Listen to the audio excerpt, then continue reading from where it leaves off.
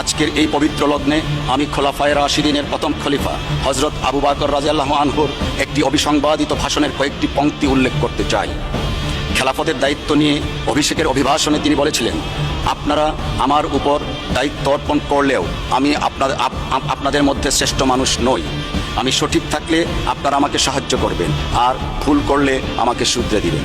এই মহান উক্তির প্রতিধ্বনি করে আজ আমিও বলতে চাই, এই সংসদের মাননীয় সদস্যদের মধ্যে আমার চেয়ে জ্ঞানী, প্রজ্ঞাবান, উপযুক্ত ও অভিজ্ঞ অনেকেই আছেন।